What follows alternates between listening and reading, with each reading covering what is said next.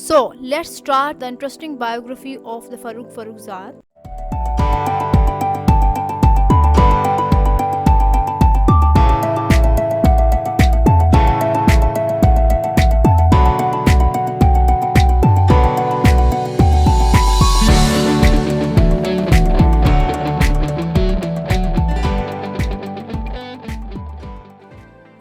फ़ारूक फ़र्रुखज़ाद वो एक प्रिटी और रिबेलियस चाइल्ड के तौर पर एक स्ट्रिक्टली मिलिट्री माइंडेड फादर के यहाँ तेहरान में एक अपर मिडिल क्लास में 1935 के अंदर पैदा होती हैं as one of the 7 surviving children of her family. तो वो एक सेक्युलर ईरान के अंदर पैदा हुई थी। जिस तरीके से वो खुद रिबेलियस थी, जो उस टाइम का गवर्निंग लीडर था, जो रूलर था उस टाइम पीरियड का, बिट ऐसा ही था। उसने कुछ सेक्युलर कानून नाफिज कर दिए थे और उसने हिजाब के और वेल के कॉन्सेप्ट को ख़त्म कर दिया था और यूनिवर्सिटीज़, स्कूल्स और कॉलेजेस को वीमेन के लिए खोल दिया था। तो जहाँ इतने राइट्स मिल रहे थे वीमेन को, इसका ये हरगिज़ मतलब नहीं था कि उन्हें डिस्क्रिमिनेशन का सामना नहीं करना पड़ता था, उन्हें मार्जिनलाइज नहीं किया जाता था। इसका हरगिज़ ये मतलब नहीं है। वहाँ पर अभी भी काफ़ी हद तक पैट्रियार्की जो थी वो बहुत ज़्यादा परवेसिव थी और मैरिज को अभी भी एक डिपेंडेंस का और डोमेस्टिक सेक्लूजन का एक सिस्टम और एक इंस्टीट्यूशन समझा जाता था। मतलब कि मैरिज के ज़रिए से औरतों को मार्जिनलाइज करने का काम अभी भी जारी था। तो उसके बाद क्या होता है कि जब वो 16 साल की होती हैं तो she just fall in love with an older neighbour. उसकी मामा की साइड से वो एक एक्सटेंडेड उनका फैमिली रिलेटिव होता है जिससे वो मोहब्बत में पड़ जाती है और वो 10 साल उससे बड़ा होता है। लेकिन दोनों एक दूसरे से मोहब्बत में पड़ जाते हैं। वो होता है एक स्टाइलिस्ट होता है और कार्टूनिस्ट होता है और वो मिनिस्ट्री ऑफ फाइनेंस में काम करता होता है। तो फिर दोनों फैमिलीज़ रजामंद नहीं होती उनकी शादी के लिए, लेकिन फिर भी उनकी शादी हो जाती है। और उसके बाद अपनी शादी के बारे में बाद में वो ये कहती है कि that ridiculous marriage at the age of 16 destroyed my future life. तो बहरहाल उसने उसी टाइम पीरियड के अंदर जब उसकी शादी हो जाती है तो उसके बाद नेक्स्ट ईयर उसका एक सन होता है और उसके बाद 19 साल की जब वो होती है तो वो, जो कि उनकी कोई हैप्पीली मैरिज नहीं होती, तो उस टाइम वो खुद ही एक एक्टिव स्टेप, बोल्ड स्टेप लेती है और उससे डिवोर्स ले लेती है। और उस टाइम के कानून के मुताबिक जो उसका सन होता है वो उसके हस्बैंड के पास चला जाता है और उसका हस्बैंड जो है वो उससे गुस्से में आके उसे विजिटिंग राइट्स भी उसके छीन लेता है कि वो अपने सन को विज़िट भी नहीं कर सकती होती इवन। तो वो इससे बहुत ज़्यादा डिप्रेशन का शिकार भी हो जाती है। तो एट द एज ऑफ 19 के अंदर वो फिर अपने वापस तेहरान आ जाती है अपने पास, वहाँ पे रहती है उनके पास और कुछ दिन उनके पास रहती है और फिर एक फ़्लैट ले लेती है और वहाँ पे अकेली रहती है। अब क्या है कि वो अपनी ज़िंदगी के इस टाइम पीरियड में बहुत ही मुश्किल मरहले से गुजर रही होती है। वो बहुत ज़्यादा डिप्रेशन का शिकार होती है, उसको नर्वस ब्रेकडाउन का इवन सामना करना पड़ता है। उसको काफ़ी दिनों तक हॉस्पिटलाइज इसी वजह से रखा जाता है। She was longing for her son. और उसकी जो आगे पोइट्री है इस टाइम पीरियड में जो उसने लिखी, उस पोइट्री के अंदर भी उसकी झलक साफ नज़र आती है कि वो अपने सन से मिलना चाहती है और थिंग्स लाइक दिस। तो ये मरहला उसके लिए बहुत ज़्यादा मुश्किल था कि उसे इस पोइट्री के लिखने के लिए अपने बेटे की कुर्बानी देनी पड़ी। तो बहरहाल पोइट्री उसका पैशन था और वो फिर बाद में अपनी इस चीज़ को रियलाइज़ कर चुकी थी कि चाहे जो मर्ज़ी हो जाए, मैं अपनी पोइट्री नहीं छोड़ूंगी। जितना भी उसके ऊपर डिप्रेशन का टाइम पीरियड चल रहा था, उसने फिर भी हिम्मत नहीं हारी और वो फिर भी परसिस्टेंट रही और उसने अपनी पोइट्री के ऊपर काम करना जारी रखा। और वो कहती है कि ये पोइट्री ही है जो मेरी लाइफ के अंदर, एग्जिस्टेंस के अंदर मीनिंग पैदा करती है और मेरी जीने की वजह यही है। और राइटर्स जब लिखते हैं तो उनका बोझ बहुत, उनका घाम, उनका बोझ बहुत हल्का हो जाता है। तो वो भी लिख कर बहुत सुकून फील करती थी। और उसका जो पहला पोइट्री कलेक्शन उसकी जो है वो द कैप्टिव थी, 1955 के अंदर पब्लिश हुई। मेजरली इसके अंदर जो थीम है deals with struggle between artistic freedom, कि वो आर्टिस्टिक फ्रीडम चाहती है और एक तरफ उसके पास रास्ता है कि वो आर्टिस्टिक फ्रीडम से आराम से पोइट्री लिखती रहे और पोइट्री में पीक पे पहुँचे। तो दूसरा जो उसकी तरफ रास्ता है वो है डोमेस्टिक कन्फाइनमेंट का, कि वो दोबारा अपने हस्बैंड के पास जाए और फिर दोबारा से कन्फाइनमेंट के अंदर रहे और उसी सब्जुगेशन के अंदर रहे। तो वो चूज़ करती है आर्टिस्टिक फ्रीडम को। तो उसके सारे के सारे जो मेजर थीम्स हैं द कैप्टिव के अंदर वो यही हैं। उसके बाद जो उसकी सेकंड कलेक्शन है द वॉल, वो उसके ही नेक्स्ट ईयर में लिखी गई थी, 1956 के अंदर पब्लिश हुई। तो वो जो कलेक्शन है उसके बारे में कहा जाता है कि वो उसने अपने हस्बैंड को डेडिकेट की थी, कहते हुए कि ये एक वर्थलेस गिफ्ट है। लेकिन चाहे उसने अगर हालात को थोड़ा नरम करने के लिए अगर उस कलेक्शन को डेडिकेट किया भी था तो ये चीज़ वर्क नहीं करती। वो जो उसका हस्बैंड होता है वो फिर भी उससे सेक्लूडेड ही रहता है और उसे उसके सन से भी नहीं मिलने देता और वो रिमेन वैसे का वैसा ही रहता है। तो उसके ऊपर इस कलेक्शन का भी कोई असर नहीं होता। उसके बाद वो छोड़ देती है ईरान और चली जाती है जर्मनी और इटली, और वहाँ पर वो लैंग्वेजेस और पोइट्री स्टडी करती है और यूरोप के कल्चर से बहुत ज़्यादा इम्प्रेस होती है कुछ मंथ्स, और वहाँ पे गुजारने की वजह से वो उनके लिबरेटिंग कल्चर से बहुत ज़्यादा इन्फ्लुएंस होती है, और उसका वहाँ का जो एक्सपीरियंस होता है वो हमें उसकी थर्ड पोइट्री कलेक्शन के अंदर नज़र आता है, जो कि है द रिबेलियन। अगर हम कैटेगराइज करें उसकी सारी की सारी पोइट्री को, तो वो सारी की सारी पोइट्री ही क्या है, रोमांटिक है और बोल्ड पोइट्री है।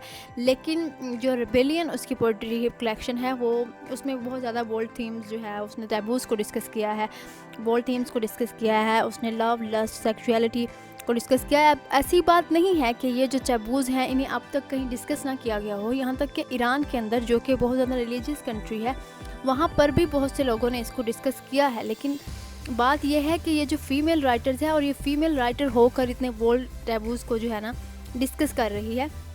मेल राइटर्स तो काफ़ी दफ़ा इन चीज़ों को डिस्कस कर चुके हैं, लेकिन मसला ये है कि ये चूँकि फ़ीमेल है तो इस वजह से हाईलाइट किया जा रहा है, इसको इतना ज़्यादा लाइमलाइट में लेके आया जा रहा है और इसको बहुत ज़्यादा क्रिटिसाइज़ उस टाइम पीरियड में किया जाता है। उसे उसके वर्क की बहुत ही भारी कीमत अदा करनी पड़ती है कि उसे बहुत ज़्यादा मार्जिनलाइज कर दिया जाता है, उसे पूरी सोसाइटी शन कर देती है और उससे कोई बात नहीं करता होता, और वो अपनी पूरे के पूरे ईरान के अंदर मशहूर होती है अपने वर्क की वजह से, कि जो बहुत ही शेमलेस वर्क के तौर पर वो जानी जाती होती है।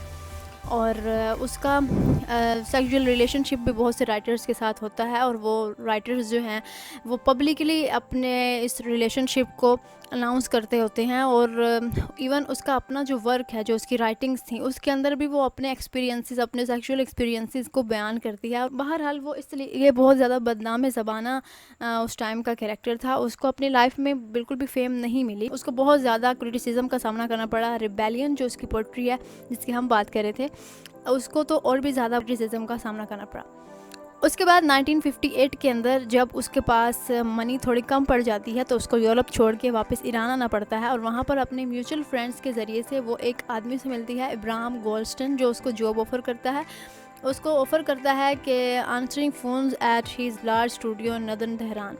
तो उसका काम यही होता है कि उसने फ़ोन कॉल्स को आंसर करना होता है। तो एक जो इब्राहिम गोल्डस्टन है वो एक मैरिड शख्स है। मैरिड होने के बावजूद उसकी जॉब के कुछ टाइम पीरियड के बाद फ़र्रुखज़ाद और गोल्डस्टन डेवलप अ रिलेशनशिप, और फ़र्रुखज़ाद के बारे में वो कहता भी है कि I never saw her in a state of not being productive. तो वो उसकी प्रोडक्टिविटी का, उसकी क्रिएटिविटी का भी बहुत कायल होता है। तो जब वो उसके साथ होती है तो वो एक डॉक्यूमेंट्री के ऊपर काम करती है, और वो बहुत ही ज़्यादा क्रिएटिव काम होता है उसका, द हाउस इज़ ब्लैक। तो ये उसके इन्फ्लुएंस के अंदर, उसके गोल्डस्टन के इन्फ्लुएंस के अंदर वो इस वर्क को लिखती है। उसके बाद वो बहुत से राइटर्स की कम्युनिटी में चौकी रह रही होती है, गोल्डस्टन और बहुत से फिल्म मेकर्स जो हैं। गोल्डस्टन एक फ़िल्म मेकर था और एक इंटेलेक्चुअल था, तो उसकी और बाकी जो राइटर्स हैं उनकी कंपनी में रहकर वो बहुत कुछ सीखती है, और तो वो उसके बाद लिखती है एन अदर बर्थ। ये वर्क उसका जो है वो बहुत ही ज़्यादा फेमस है, और इस वर्क से वो बहुत ज़्यादा मशहूर है, क्योंकि वो तमाम राइटर्स जो उसको क्रिटिसाइज़ करते थे, इवन उन्होंने भी फ़र्रुखज़ाद के इस वर्क को बहुत पसंद किया है, क्योंकि इसके अंदर फ़िलोसॉफ़िकल उसने पॉइंट ऑफ व्यू से बहुत सी बातें की हैं जो कि काबिल ज़िक्र हैं। तो बहरहाल अपनी डेथ से 1 साल पहले फ़र्रुखज़ाद कहती है गोल्डस्टन से, उससे अपनी मोहब्बत का इजहार करते हुए कहती है कि I love you to an extent that I am terrified what to do if you disappear suddenly. I will become like an empty well. तो इस तरीके से वो अपनी मोहब्बत का इजहार करती है, लेकिन तारीख देखती है कि ये फ़र्रुखज़ाद ही थी जिसे पहले इस दुनिया को छोड़ के जाना पड़ा। वो अचानक एक एक्सीडेंट का शिकार होती है, एक कार क्रैश एक्सीडेंट का शिकार होती है, और जब वो अपनी मदर के घर से वापस लौट रही होती है फरवरी 14, 1967 को, तो अचानक उसकी डेथ हो जाती है, और उसकी डेथ को बाकायदा तौर पर एक नेशनल डेथ कहा जाता है, और उसे बहुत से ज़्यादा बड़ा लॉस भी समझा जाता है, और वो बहुत बड़ी मॉडर्निस्ट पोइट्स थी। ये पहली पोइट्स नहीं थी जो कि ईरान के अंदर आए, लेकिन ये बहुत ज़्यादा बोल्ड थी और अपने थीम्स की वजह से आज तक जानी जाती है, और ये पहली मॉडर्निस्ट पोएट्स थी। तो न्यूज़पेपर में पहले ही पेज के ऊपर इसकी खबर छपी और पूरे ईरान के अंदर जो है इसकी डेथ के बारे में सोग मनाया गया।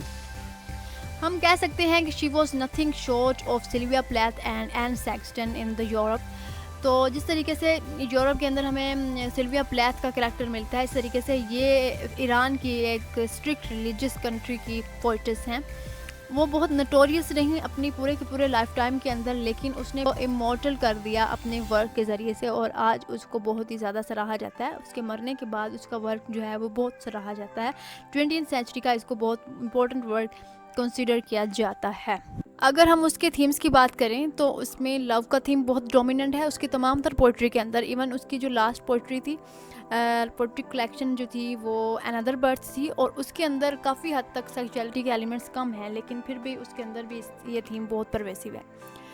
लव, लस्ट, सेक्सुअलिटी, रोमांस, तो यही तो थीम्स है जिसकी वजह से उसे बहुत नोटोरियस बना दिया गया, उसको बहुत ज़्यादा कंट्रोवर्शियल करैक्टर बना दिया गया उसके लाइफ टाइम के अंदर। उसके बाद उसकी जो थीम्स हैं वो डेथ, लोनलीनेस हैं। उसकी एक पोइम है द बर्ड मे डाई, उसके अंदर वो डेथ का थीम बहुत ज़्यादा लाइक एमिली डिकिंसन की पोइट्री के अंदर हम ये थीम बहुत देखते हैं, डेथ का थीम। तो लोनलीनेस और डिप्रेशन का थीम भी उसकी पोइट्री के अंदर पाया जाता है, क्योंकि उसको पूरी की पूरी सोसाइटी ने सेक्लूड कर दिया था, उसको बिल्कुल मार्जिनलाइज कर दिया था, उसको साइड पे कर दिया था उसके थीम्स की वजह से, उसकी बोल्ड पोइट्री की वजह से। और इस वजह से वो बहुत ज़्यादा सेक्लूडेड फील करती थी और इस बात को बहुत फील करती थी, और कहती थी कि मैंने अनकरीब ही अपनी खुद जान ले लेनी है। लेकिन सुसाइड का तो मौका उसे नहीं मिला, लेकिन उसकी अर्ली डेथ ज़रूर हो जाती है। एट द एज ऑफ 32 वो मर गई। उसके बाद हम उसकी पोइट्री में एक थीम डिस्क्रिप्शन ऑफ डॉल्स का भी देखते हैं कि वो डॉल्स के साथ भी वीमेन को कंपेयर करती है। उसकी मदर जो थी वो ऑब्सेस थी डॉल्स के साथ, और उसके साथ खुद को सराउंड रखती थी और कहती थी कि मुझे इन्हीं के साथ अपनाया जाए। तो वो उसने ये डॉल्स का कॉन्सेप्ट लिया और उसको अपनी पोइट्री के अंदर यूज़ किया।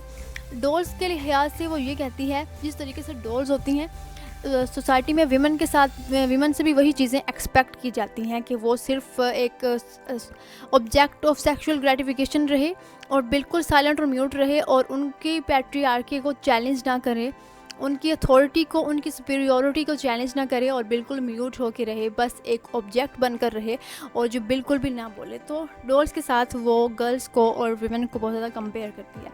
इसके अलावा वो मैरिज का थीम यूज़ करती है।